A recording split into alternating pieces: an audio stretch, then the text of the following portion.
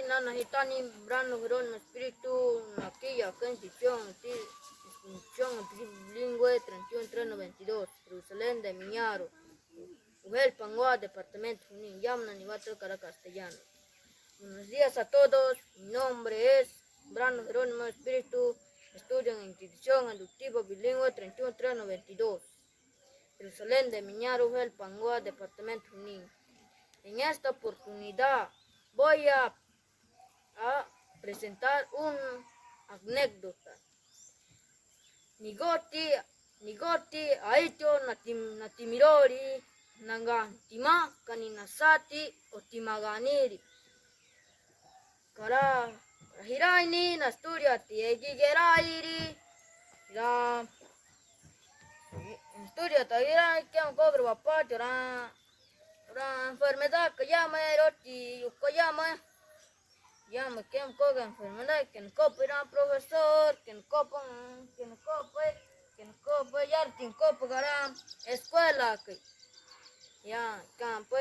ya mairan de casa pitom heki ya gantura ora trabajo pagi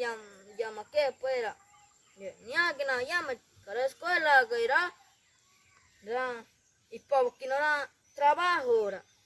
nada pongo chique na cámara y profesor na canqueri semangata ahora no trabajo tía mãe canqueri ya can caquinaro canisati na canqueri no veterinario na canqueri canisa na canqueri digo hat caquinora y na chica la persi pa que canisa le pongo pasti manchacori mara mafina basini y así trio copa de motor en el copa de caran y en copa y rumah pasati rumah bahina basini tuas rumah bahina nganangan kak pari profesor nangamari nangang teke kiri nangang kiri ya mana kan teke kena ya kapingan teke kanisa tin nang trunaro tapi trunisa naro kanisa nangang kiro lepa membasini rumah tina tasta bas nangan dirasa di kanisa dan ibu hakin nangan kiro kanisa respuesta nangan ke kanisa kara